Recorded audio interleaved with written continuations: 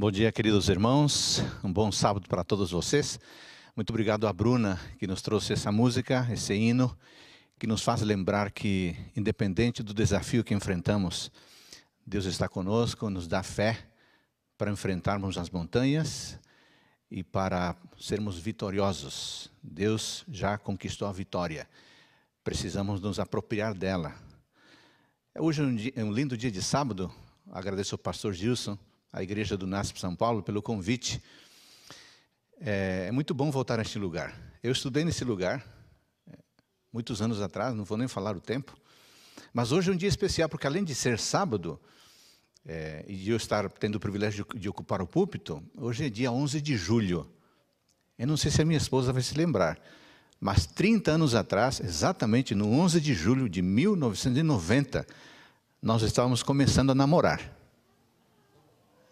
Então esse lugar é um palco de boas lembranças. Nas alamedas desse lindo lugar, nós começamos a namorar 30 anos atrás e já estamos casados há 24 anos, graças a Deus. E você?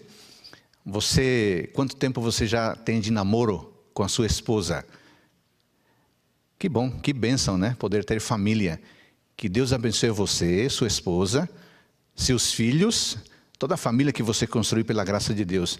Nós, como Igreja Adventista, valorizamos muito a família e queremos que você e a sua família estejam sempre perto de Deus. Jesus Cristo estava passando por um momento de extrema necessidade. Jesus Cristo estava passando por um momento de angústia. Ele estava vivendo um momento de altíssima tensão. Ele sabia que um pouco de simpatia seria muito importante nesse momento para tornar a situação um pouco mais amena.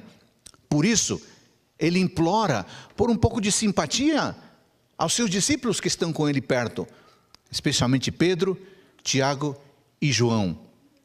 Por isso, em Mateus capítulo 26, versículo 38, ele diz assim: a minha alma, a minha vida está profundamente triste até a morte. Fiquem aqui e vigiem comigo.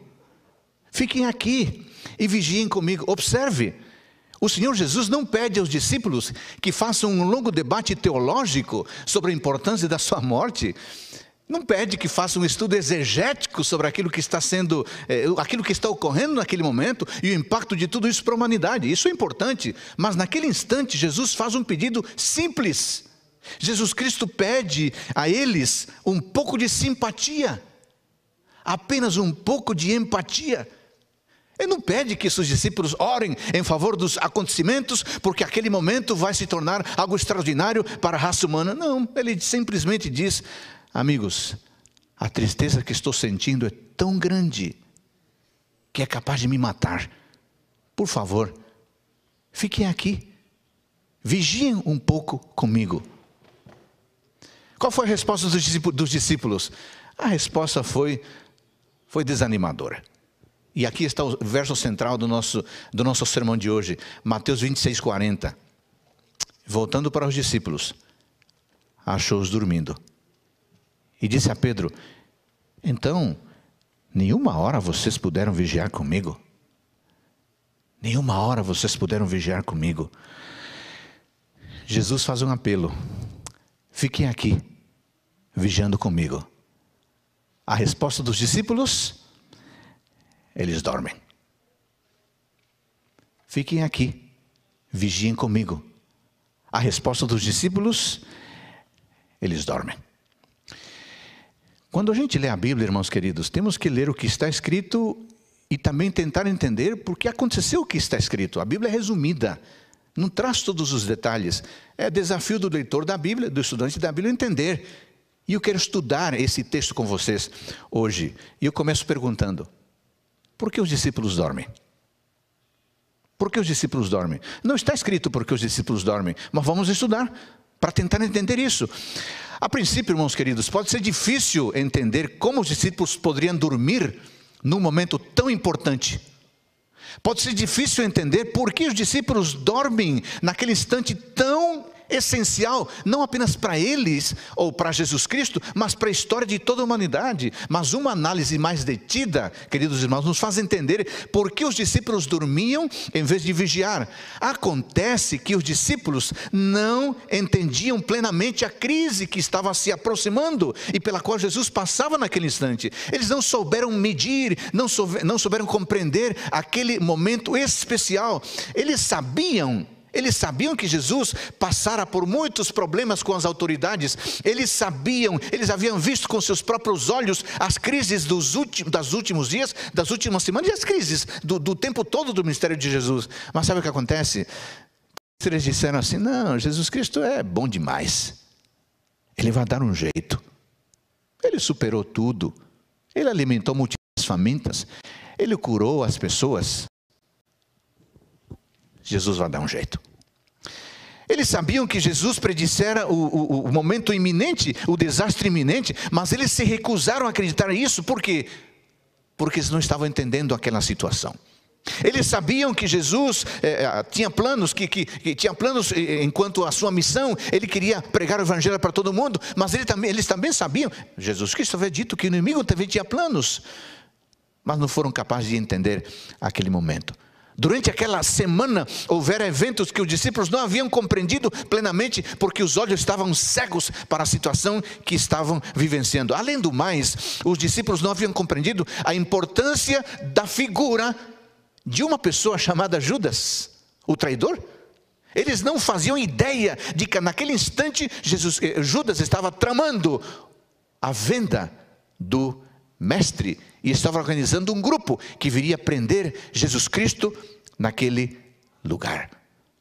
Os discípulos não estavam mentalmente e nem espiritualmente preparados para a crise. Eles não entenderam plenamente o momento pelo qual Jesus passava. Por isso, se o momento que eles viviam não era capaz de ser compreendido, por isso, se eles não compreendiam a situação que Jesus vivia e eles achavam que Jesus vivia mais um dia de rotina, então o sono os dominou. Se o que está acontecendo não é importante, se o que está acontecendo não pode ser compreendido, se o que está acontecendo não é capaz de ser lido da maneira correta, sabe o que acontece? Nós pegamos no sono, nós dormimos. A falta de compreensão nos faz dormir. A falta de compreensão faz com que a nossa mente fique nublada, incapaz de ler o que está acontecendo ao redor. Você sabe, irmão querido, irmã, jovem, eu não estou falando do sono físico, eu não estou falando do sono biológico. Você está entendendo o que estou dizendo? Muitas coisas diferentes estão acontecendo ao redor. Eu não sou tão velho assim, mas eu já tenho 50 anos de idade. Eu nunca vi o que está acontecendo. Eu nunca vi igrejas fechadas, impossibilitadas de convidar os seus membros a participarem. Eu nunca vi isso. Eu nunca vi mercados fechados. Eu nunca vi as pessoas com medo. Estou vendo pela primeira vez. Mas acontece que se nós não formos capazes de ler a situação que está acontecendo, sabe o que vai ocorrer? Nós vamos dormir. Isso é um tremendo perigo. Se o que está para acontecer, irmãos, é algo importante, no qual você tem uma parte importante, você jamais vai dormir. Se o que está para acontecer é iminente, é essencial para a sua vida, e você tem uma parte importante nesse acontecimento, sabe o que vai ocorrer? Você não vai pegar no sono nenhum segundo, porque você sabe que aquele instante é essencial para a sua vida. Imagine você se está para esperar uma pessoa querida, um familiar que vai chegar. Ele diz: eu vou chegar entre tal e tal hora, por favor me espere. Se essa pessoa é importante para você, se o encontro com essa pessoa é importante para você, você acha que você vai dormir? É claro que você não vai dormir. Agora, se o evento não é importante, se a pessoa não é importante, você dorme. Mas ao contrário, se o evento é importante, se a pessoa é importante, o sono vai embora, você se torna ágil, você se torna desperto, você está na expectativa, você se prepara e você prepara as pessoas que estão ao seu redor. Os discípulos deixaram transparecer um problema sério, irmãos. Eles não souberam fazer uma leitura correta da realidade, eles não souberam dimensionar o que estava acontecendo, porque se eles soubessem o que estava acontecendo, se a percepção que eles tivessem da realidade estivesse correta, eles jamais teriam dormido. Jamais teriam decepcionado o seu mestre. Deixa eu perguntar para você. Está você fazendo uma leitura correta na realidade? Está você entendendo o que está acontecendo ao seu redor? As igrejas, os sites, os portais, os blogs cristãos estão cheios de pregações apocalípticas, de pregações escatológicas. Será que isso não diz algo para você? Ou você continua achando que está tudo como antes estava? Eu devo admitir o seguinte: nos últimos 3 ou 4 meses, eu ouvi mais pregação escatológica do que eu ouvi nos últimos 30 anos. Isso é impressionante. É impressionante. As pessoas reclamavam nos cultos presenciais, quando o sermão passava dos 40, 45 minutos. Hoje as pessoas ficam grudadas no sermão de 2 horas e estão atentas. As pessoas ficam em vigília das 6 à meia-noite, das meia-noite às 6, não reclamam, estão lá aprendendo. E você acha que está tudo normal? Se você acha que está tudo normal, é porque você não está fazendo uma leitura correta da realidade. Esse foi o problema dos discípulos. Se o que está para acontecer não tem importância, eu vou dormir. Dias atrás eu fiquei impressionado ao ouvir a resposta de um pastor, numa programação religiosa. Perguntaram para ele: pastor, qual a sua opinião sobre os últimos acontecimentos, sobre Covid-19, sobre pandemia, sobre quarentena? O que o senhor acha? A resposta me deixou estarrecido. Ele disse assim: isso não significa nada. O que importa é a pregação do Evangelho. Eu fiquei pensando, isso não significa nada. Será que esse colega pastor está cego diante do que está acontecendo? Será que ele não leu Mateus 24, que fala de sinais no mundo natural, sinais no mundo político, sinais no mundo religioso? Será que não foi capaz de perceber isso? Aí está o problema. Aí está o problema. Tem um extremo de achar que agora a vida é catastrófica e que tudo é catastrofismo. Mas tem um extremo também do sujeito que observa e diz: não, isso é normal.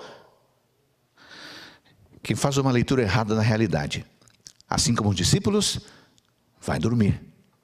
E o pior, vai se perder. Jesus ficou triste. Mas sabe de uma coisa? Os discípulos dormindo é claramente uma maneira de trair Jesus. Eu fico pensando que seria um crime sério punido com a morte se um soldado naquela época, uma sentinela, se colocasse a dormir no posto. Naquela época e hoje também. Os sacerdotes no templo, naquele período, que tinham a responsabilidade de ficarem acordados e observar as vigílias da noite, seriam considerados culpados de um crime grave se, quando tivessem que vigiar a casa de Deus, ao invés disso se colocassem para dormir. Se o momento e a tarefa eram importantes, eles teriam que ficar despertos. Era a hora de ficar acordados. Os discípulos foram nem um pouco amigos, não foram simpáticos, não foram empáticos. Jesus Cristo estava passando pelo momento mais sério, mais doloroso da sua vida. Nenhuma outra crise foi tão ruim como ela. Ele estava entristecido, de modo que ninguém poderia entender, ninguém poderia medir. No entanto, seus 3 melhores amigos, seus discípulos mais próximos, dormiam como se as circunstâncias fossem normais. Jesus estava enfrentando sua provação orando, e os discípulos enfrentavam a provação de Jesus dormindo. Que tragédia, que tragédia. Enquanto Jesus vendia Jesus por 30 peças de prata, os 3 discípulos vendiam-se ao sono de graça. Ao menos Judas, o traidor, foi capaz de cobrar. Os discípulos traíram Cristo de graça. Os seus 3 melhores amigos. Ellen White, comentando este trecho, diz o seguinte: estivessem os discípulos buscando refúgio em Deus para que as forças satânicas não prevalecessem sobre eles, e Jesus se teria sentido confortado com a firme fé deles, mas não deram ouvidos à repetida advertência: vigiai e orai. Eu fiquei impressionado com essa citação. Deixa eu explicar duas coisas aqui. Além dos discípulos pegarem no sono porque não entendiam o momento, sabe o que aconteceu? As forças satânicas, o diabo induziu os discípulos ao sono. Que coisa terrível, que coisa assustadora. Muita gente está dormindo porque não está entendendo o que está acontecendo. Mas não é só isso. O diabo está colocando muita gente para dormir, para não ser capaz de compreender o momento que vivemos. Por isso, o alerta de Cristo é sumamente importante. Fiquem aqui e vigiem. Os discípulos pegaram no sono porque não entendiam a situação, não foram capazes de ler o momento. Mas os discípulos dormiram porque o diabo os fez dormir. O diabo sabe que tem pouco tempo. O diabo está assustado. E ele, no grito do afogado, não quer se afogar sozinho. Ele quer levar muita gente com ele. E, se possível, os melhores. Aqueles que são mais amigos de Jesus Cristo. Falemos um pouquinho sobre o desastre espiritual de Pedro, porque se você notou no verso 40 que eu li agora há pouco, diz assim, ó, voltando para os discípulos, achou-os dormindo. Preste atenção. E disse a Pedro. Essa frase fatídica, então, nenhuma hora vocês puderam vigiar comigo? Essa pergunta de um amigo que se sente traído, decepcionado, chateado, desapontado, essa pergunta não foi dirigida aos três, embora simbolicamente foi dirigida aos três, mas Jesus se dirige pessoalmente a Pedro. Sabe por quê? Porque quem tanto fala, um dia vai ouvir. Quem tanto fala, um dia vai ouvir. Pedro estava disposto a tudo, pelo menos na teoria. Não, eles vão te abandonar, eu não. Eles vão te desapontar, eu não. Eles vão te trair, eu sou forte. No dia em que ele mais precisou, Jesus, o grande amigo Pedro, estava dormindo. Quem tanto fala, um dia vai ouvir. Quem tanto fala, um dia precisa ouvir. Pedro, que se vangloriava tanto de sua coragem, que dissera que morreria com Jesus, agora nem sequer foi capaz de ficar acordado.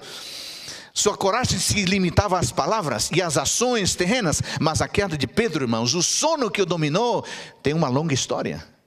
Podemos identificar a tragédia em 7 passos. Primeiro, o primeiro passo foi dado no dia anterior, quando os demais discípulos disputaram sobre quem deles seria o melhor. Isso é narrado em Lucas 22, 24. E portanto, quem é mais digno de distinção? Quem é especial? Quem é aquele que vai ser favorecido? Quem é aquele que vai receber as honras e as glórias, as melhores honras e glórias de Jesus Cristo? Pedro estava metido nessa discussão desnecessária. Mas aí começou a sua tragédia. Segundo passo, na noite que se seguia, ele desconsiderou as advertências de Cristo sobre o perigo que o circundava. Um sentimento de suficiência própria dominou seu coração. Ele se sentiu imune aos riscos, ele se sentiu imune às tragédias espirituais. Ele ufanamente disse, não, ainda que seja necessário morrer, eu vou morrer pelo Senhor. Mateus 26, 35. Terceiro passo da tragédia de Pedro. Algumas horas mais tarde, estando no Getsêmani, em lugar de velar, em lugar de vigiar, em lugar de orar, ele se permitiu ser dominado pelo sono. No momento de grave crise para o seu amigo, no momento de grave crise para a igreja, pegou no sono, indiferente à realidade que assolava o momento. Quarto passo da tragédia. Enquanto dormia, seu sono foi interrompido pela marcha dos soldados que vieram prender Jesus Cristo. Atônito, Pedro vê o seu mestre sendo preso, sendo aprisionado. Impensadamente, diz o texto, diz a narrativa, que ele pega na espada e corta a orelha de Malco, demonstrando mais uma vez que ele estava em desintonia. Ele não estava sintonizado com o momento e nem sequer considerava a capacidade e o poder de um Deus onipotente. Quinto passo da tragédia, ele segue Jesus de longe, expondo-se aos perigos de quem não assume compromisso para ficar perto de Jesus Cristo. Sexto passo da tragédia, ele assenta-se, diz 22, 25, à roda dos escarnecedores, para não parecer santo demais, para não parecer perfeito demais, para não parecer bonzinho demais, assumir os inimigos de Cristo. Sétimo passo da tragédia. Ele se deixa dominar pelo medo em vez de confiar na provisão divina. Não estranha então, irmãos queridos, não estranha que Pedro tivesse dormido quando devia estar desperto. Pedro se envolveu num drama jamais imaginado. Poderia ter sido diferente se ele apenas estivesse vigiando. Mas sabe qual a boa notícia? A gente não pode ter a vida de Pedro na nossa memória de uma maneira apenas negativa. Há um extraordinário em Atos dos Apóstolos, livro de Ellen White, página 63. Diz assim: o Pedro que negara a Cristo na hora da sua maior necessidade era impulsivo e cheio de autoconfiança. Grandemente do Pedro que fora trazido perante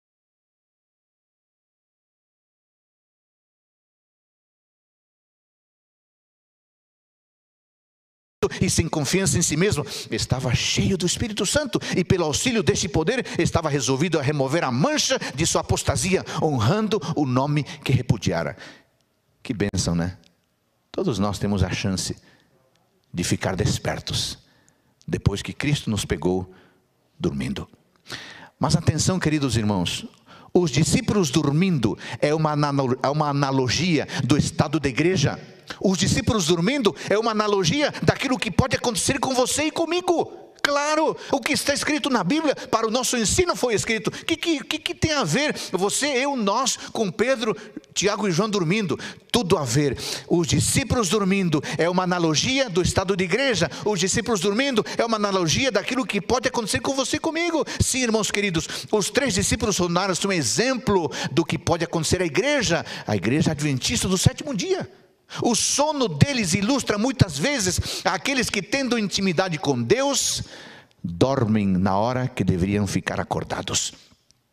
O sono dos discípulos nos ensina que, mesmo sendo escolhidos, preste atenção, o sono dos discípulos nos ensina que, mesmo sendo escolhidos, mesmo tendo intimidade com Cristo, mesmo tendo caminhado com Ele durante 3 anos e meio, no caso deles, algumas vezes não temos a graça suficiente para vencer os tempos de provação, não temos a graça suficiente para reconhecer a ameaça e as crises que nos rodeiam.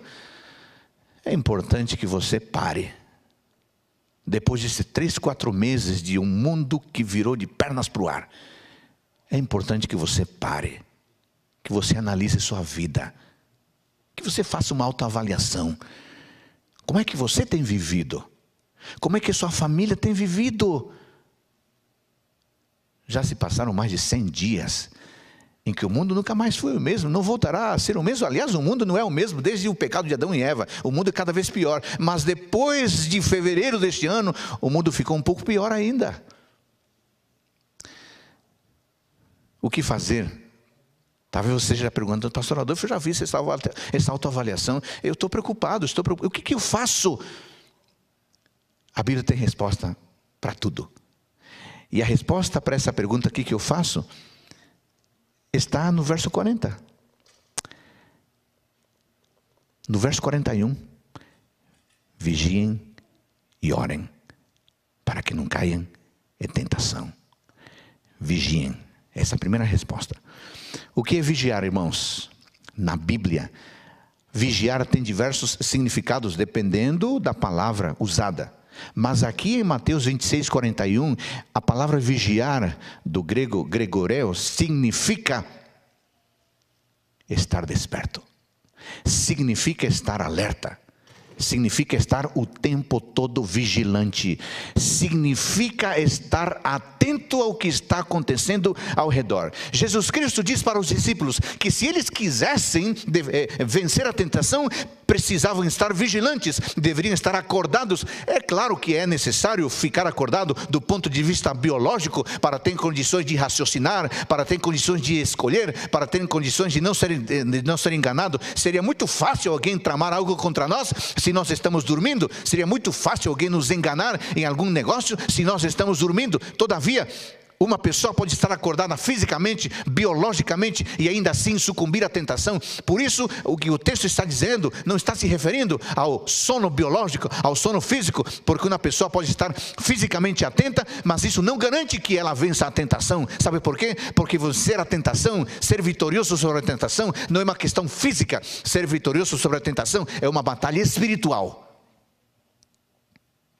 A pergunta é, eu sei que você pode estar desperto fisicamente, mas a pergunta é, está você desperto espiritualmente? Está você desperto espiritualmente? É por isso que Jesus Cristo diz aos discípulos que se permanecessem espiritualmente vigilantes, se estivessem com a mente e o coração alertas, se estivessem com a mente e o coração vigilantes, a tentação seria derrotada. Mas os discípulos não conseguiram ficar acordados, os discípulos não conseguiram ficar fisicamente acordados e, consequentemente, não conseguiram ficar espiritualmente acordados. E por causa disso foram derrotados. Cristo disse, vigiem. Observe, é um imperativo. É uma ordem. Jesus Cristo não está dando opção. Se vocês quiserem, pode vigiar. Olha, eu vou dar uma sugestão. Olha, eu vou dar um conselho. Não, isso é um imperativo. É um imperativo categórico. Vigiem. Vigiem. Fiquem alertas. Eu não posso, irmão, nem você, nem eu, nenhum de nós pode querer estar seguro espiritualmente se não estivermos alertas. Mas não tem outra opção. Não tem outra opção. Você quer vencer a tentação? Você quer estar em pé, com a sua coluna ereta diante dos momentos em que estamos vivendo? Vigie. Não, mas não tem outra opção. Não tem outra opção. A opção é vigie. Esteja alerta, esteja despertado. Quando Cristo diz vigiem, Ele está dizendo o seguinte: fiquem atentos, não sejam negligentes, não sejam indolentes, porque se vocês forem negligentes, se vocês forem indolentes, vocês serão destruídos repentinamente. Quando Jesus Cristo diz vigiem, Ele está dizendo o seguinte: não se enganem, os tempos em que vivemos são maus. Pode parecer que se a economia melhorar, se o nível do emprego melhorar, se os dirigentes forem outros, se a vacina for encontrada, tudo vai ser melhor. Não se enganem. A vacina será encontrada, talvez a economia vai melhorar, talvez haverá um melhor dirigente. Não é verdade que se isso acontecer vai melhorar. Não, vivemos tempos ruins e ficará pior. É necessário uma transformação radical, é necessário uma transformação de dentro para fora. Isso o mundo não oferece, isso só Jesus Cristo é capaz de fazer. É necessário uma reforma radical, ir à raiz do problema. Nossa situação não se resolve com medidas provisórias, nossa situação não se resolve com vacinas, a nossa situação não se resolve com empregos, a nossa situação não se resolve com liderança. A nossa situação só se resolve com uma transformação radical que só Jesus Cristo pode fazer. E por isso Ele diz, vigie. Quando Cristo diz vigiem, Ele está dizendo o seguinte: leiam as linhas, mas leiam também as entrelinhas dos acontecimentos e entendam que por trás das narrativas, por trás dos fatos, por trás das tragédias, há um Deus querendo voltar e buscar seus filhos e suas filhas. Quando Jesus Cristo diz vigia, está dizendo o seguinte: acorda, meu filho, acorda, minha filha, não durma o sono do conforto, não cochile ao som do cansaço, esteja alerta, porque o fim está se aproximando e você precisa vigiar. Vigiar, irmãos, não é caçar histórias dramáticas e fatalistas sobre os eventos finais, não. Vigiar não é buscar supostos decretos dominicais ou de outra natureza e então espalhá-los pelo WhatsApp como se isso significasse que eu estou fazendo um trabalho missionário. Não. Vigiar é estar atento. Vigiar é saber os tempos em que vivemos. Vigiar é observar e analisar a vida ao redor à luz da palavra de Deus. Vigiar é conhecer a palavra. Vigiar é conhecer o texto, para usar o texto como lente para a interpretação da realidade do mundo ao redor. Se você quer vigiar adequadamente, você precisa ser um homem e mulher da palavra. Porque o que conta para entender o momento em que vivemos não é a manchete do jornal, não é o podcast, não é o vídeo. Isso tudo ajuda, mas o que conta é você conhecer o texto. E o texto é a lente intelectual que nos ajuda a compreender o momento que estamos vivendo. Quer ficar alerta? Vigie. Mas Jesus Cristo dá uma segunda resposta. No mesmo texto ele diz assim: vigiem e orem, para que não caia em tentação. Vigiar é ficar acordado. Orar é ficar em comunhão com Deus. Você tem que ficar acordado em comunhão com Deus. Não basta ficar acordado, tem que estar em comunhão com Deus. São duas coisas interconectadas, interligadas. Atribui-se a Sir Isaac Newton esta linda frase que eu vou ler. Eu posso pegar o meu telescópio e ver milhões e milhões de quilômetros de distância, mas posso ver o telescópio de lado, posso pôr o telescópio de lado, entrar no meu quarto, fechar a porta, ajoelhar-me, orar fervorosamente e ver o céu melhor, e ficar mais perto de Deus do que ficaria com a ajuda de todos os telescópios e instrumentos do mundo. É claro que ele está falando da oração. Irmãos queridos, de fato, todas as grandes necessidades, tanto da igreja como do mundo como um todo, e de nós individualmente, poderiam ser talvez resumidas numa só. Precisamos de mais comunhão com Deus. Para a pessoa que ora, é possível encontrar o caminho da paciência. Para a pessoa que ora, é possível crescer nos bons relacionamentos. Para a pessoa que ora, é possível crescer no perdão. Para a pessoa que ora, é possível conhecer melhor os tempos em que vivemos. Para a pessoa que ora, é possível ouvir nas entrelinhas os passos de um Deus que se aproxima. Você precisa vigiar, porque quando você vigia, você fica atento, esperto, mas você precisa orar, porque quando você ora, você se comunica com Deus e você é capaz de ouvir Deus falando com você. Você já pensou se a gente orasse mais ao tomar as nossas decisões, ao fazermos as nossas escolhas? Se nós orássemos mais, de fato, a igreja precisa orar mais, vigiar mais. Você vai ter a oportunidade de hoje à noite de fazer isso, das 5:45 até a meia-noite, com a vigília, o Consolador. Tá bom? Já estou lembrando para você esse convite importante. Eu fico impressionado com Daniel capítulo 9, porque em Daniel capítulo 9 há um modelo extraordinário de oração. Não dá tempo de entrar em detalhes aqui, mas eu desafio você a que hoje, depois do almoço, você leia Daniel capítulo 9. Daniel capítulo 9 apresenta 6 elementos estruturais de uma oração altamente poderosa. Eu vou dar aqui os elementos, depois você vê os detalhes. Número 1, Daniel orou com intensidade e fervor. A oração que vale é aquela que é feita de modo intenso. Aquela onde você coloca realmente o seu corpo inteiro naquele momento de comunicação. Segundo elemento da oração poderosa, Daniel descansou sobre a justiça de Deus e não sobre sua própria justiça. Isso me lembra a oração do publicano, né? Olha, eu sou bom. Camarada ali não é bom. Eu sou bom, eu dou ofertas, eu faço isto, eu faço aquilo, faço obras de caridade. Daniel não caiu nesse erro. Ele confiou na justiça de Deus. A oração poderosa é aquela que confia na justiça de Deus e não nas ações próprias meritórias. Terceiro elemento da oração poderosa, Daniel usou a Bíblia. Ore com a Bíblia na mão. Ore com a Bíblia na mão. Porque é através da revelação que nós entendemos um pouco melhor a nós mesmos e nós entendemos um pouco melhor a Deus. Quarto elemento da oração poderosa, Daniel confessou seus próprios pecados e os pecados do seu povo. Quinto elemento da oração poderosa, Daniel buscou a glória de Deus e buscou o seu santuário. É uma pena que ainda os templos estão fechados, mas que bom que você continua buscando a Deus. Todos nós precisamos ter o nosso santuário. Ellen White, quando comenta a vida de João Batista, diz que João Batista tinha a sua escola e o seu santuário.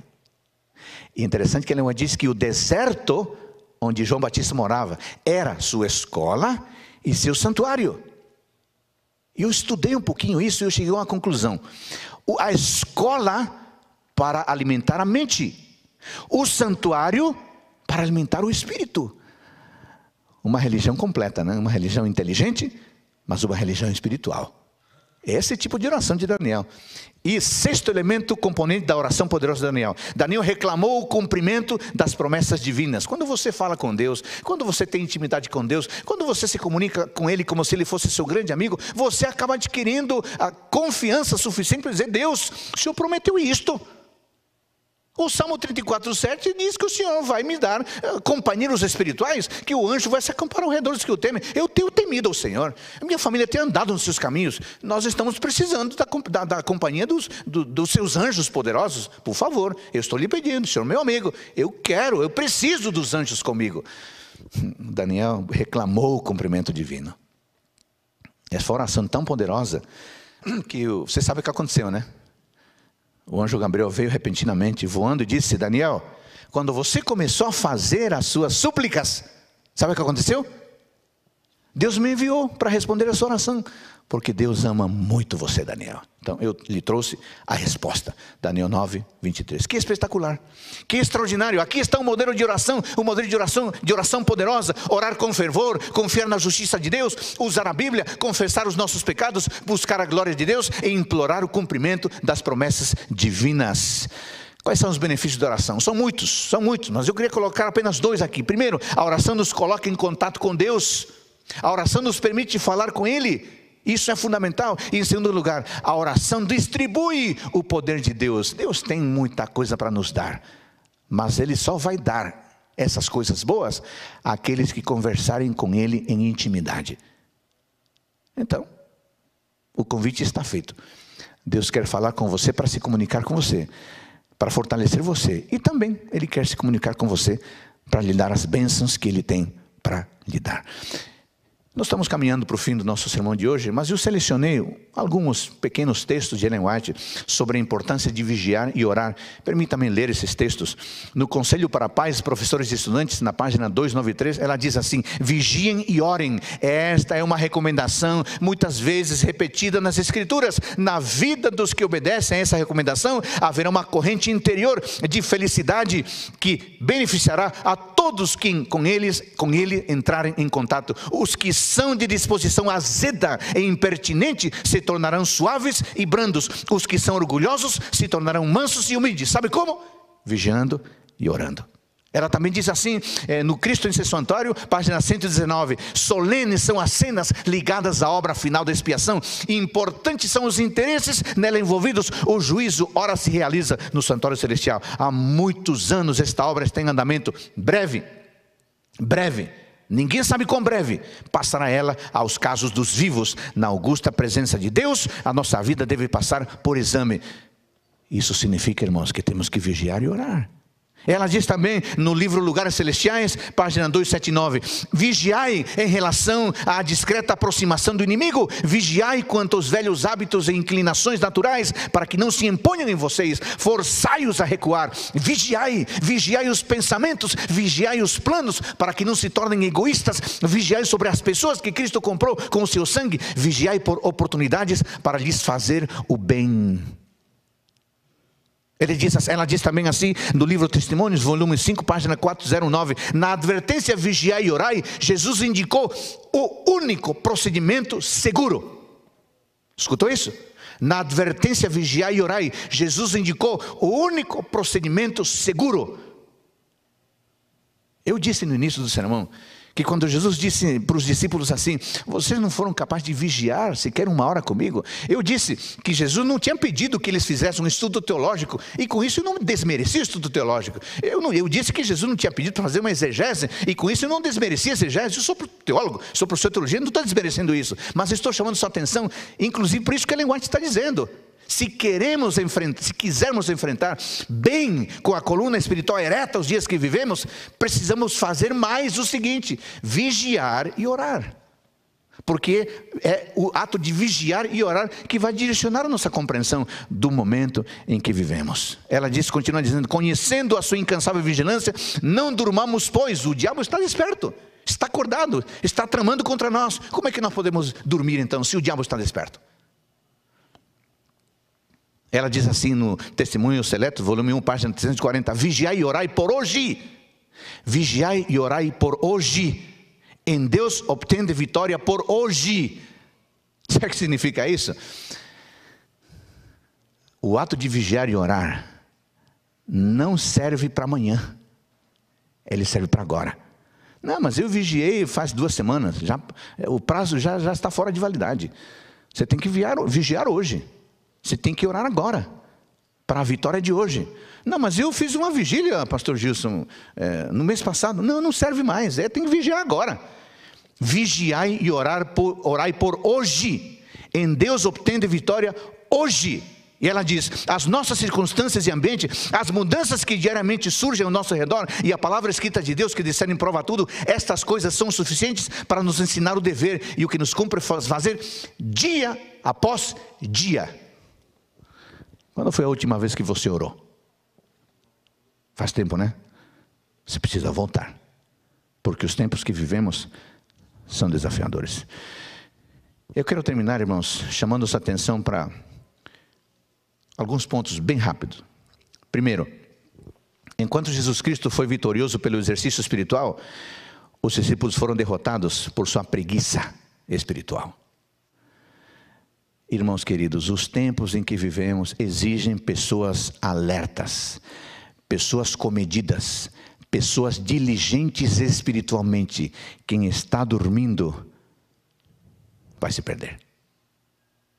Número 2, enquanto os discípulos dormiam, a turba que prenderia Jesus Cristo estava bem acordada. Sabe o que acontece, irmãos? Fiquei pensando nisso.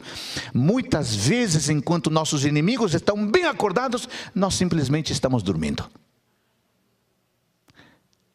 Há muita gente, há muitos poderes maquinando o mal na surdina, no silêncio. A maldade se espalha rapidamente, as ideologias enganosas se espalham, as práticas pecaminosas proliferam em todo lugar e travestidas de formatos diferentes. Nós não podemos dormir no posto do dever, devemos estar acordados, devemos dar o nosso testemunho. Por isso, irmãos queridos, levemos a sério o nosso testemunho, para que nós mesmos estejamos despertos e ajudemos outros a ficarem alertas. Terceiro ponto, Jesus Cristo fez uma pequena exigência dos discípulos: vigiem 1 hora. Irmãos queridos, olha, Deus é tão bom, Ele é tão compreensivo, é tão simpático, que as exigências dele nunca são mirabolantes, ou dificilmente são mirabolantes. Pode ser que Deus peça a outro um sacrifício muito maior, mas normalmente Deus pede coisas fáceis, coisas simples.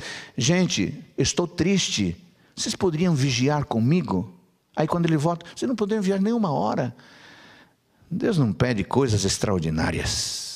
Deus não pede que você faça sacrifícios mirabolantes. Deus pede que você faça pequenas coisas. O que Ele pede sim, é que você não seja intermitente, que você faça hoje e faça no ano que vem. O que Deus se pede é pequenas coisas, pequenos sacrifícios feitos continuamente. É por isso que Ele quer que a entrega seja diária, Ele quer que a entrega seja constante, Ele quer que a entrega seja persistente. Em quarto lugar, fiquei pensando que até os verdadeiros discípulos de Jesus Cristo têm seu momento de fraqueza.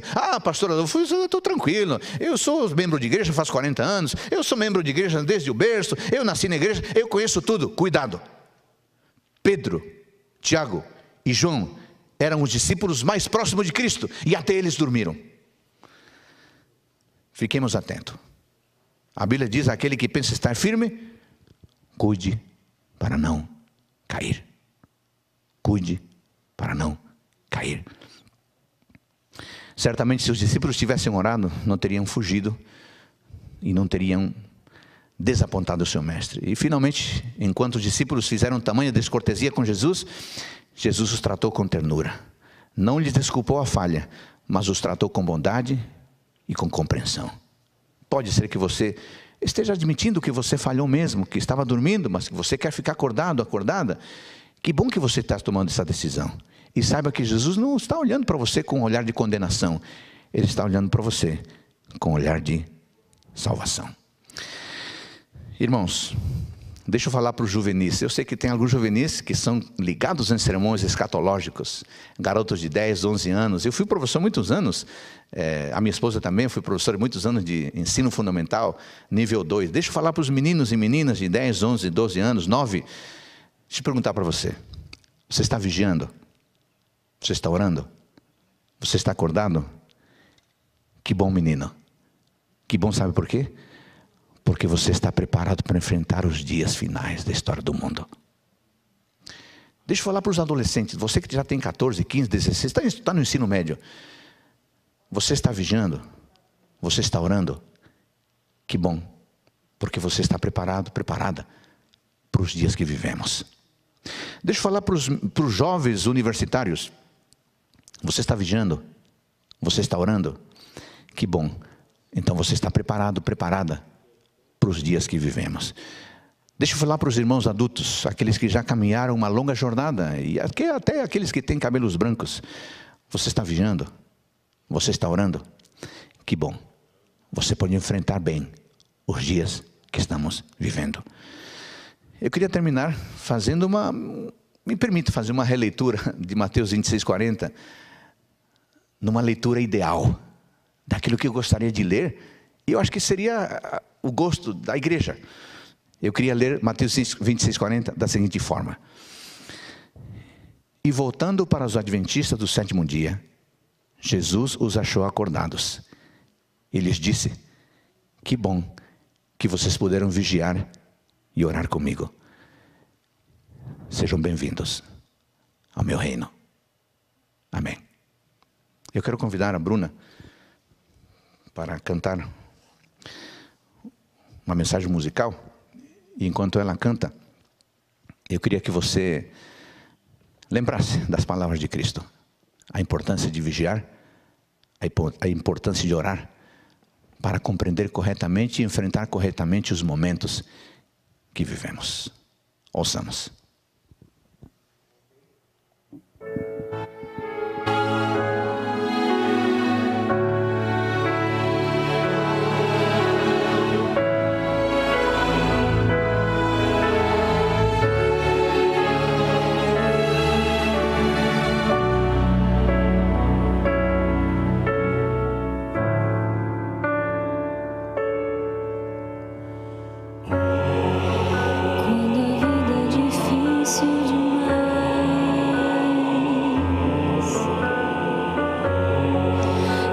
Justiça sufoca o prazer.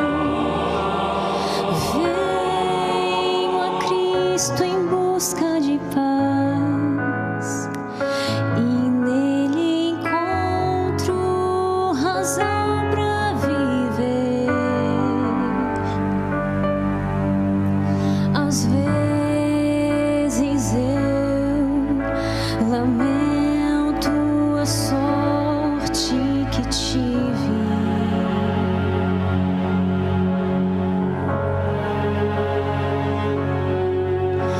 pois vivo em lutas, dores e guerras,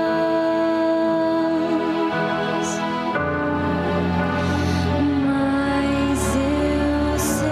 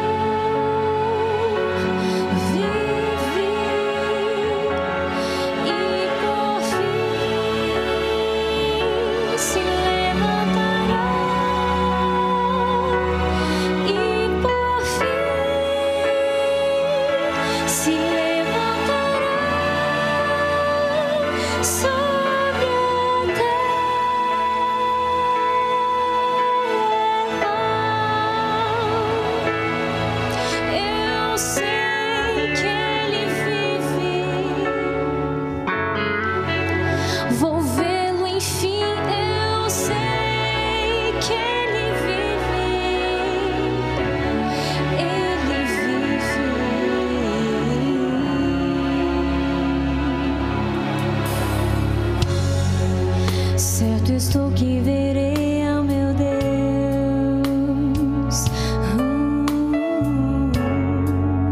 Dele vem a justiça do amor. Pela graça que Ele nos deu, Ele é para sempre o nosso Senhor. Ele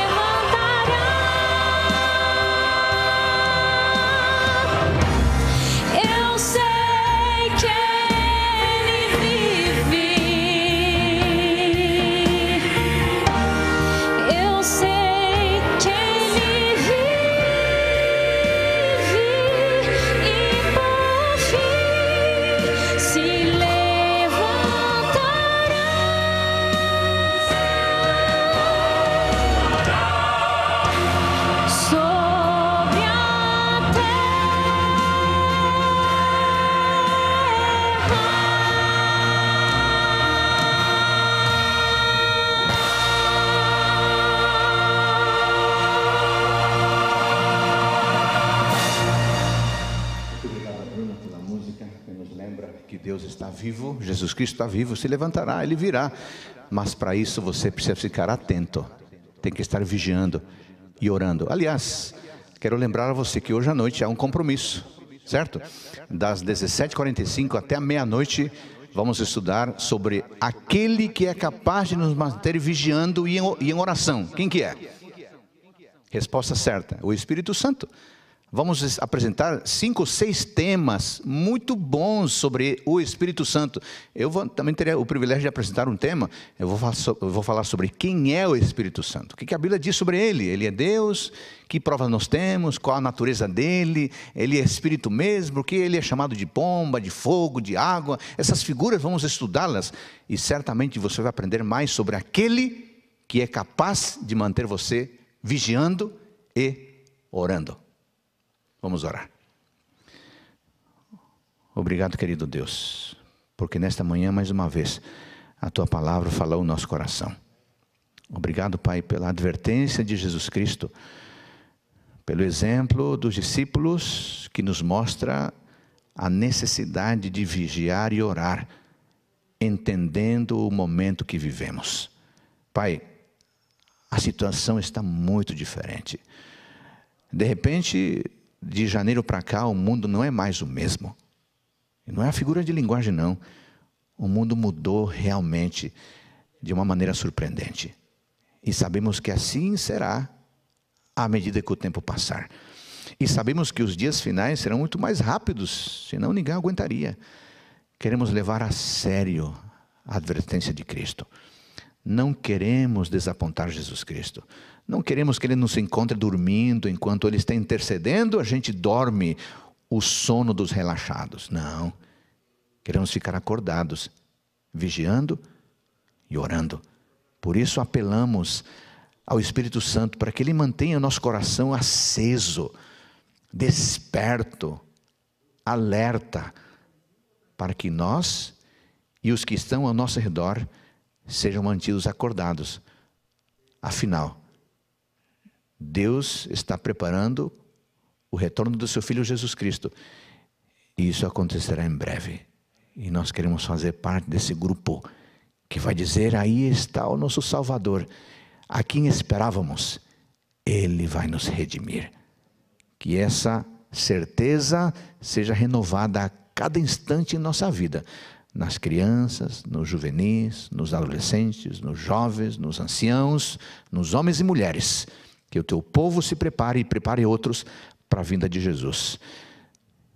Esta é a nossa prece. E sabemos que o Senhor está ouvindo a nossa oração, porque oramos em nome de Jesus. Amém.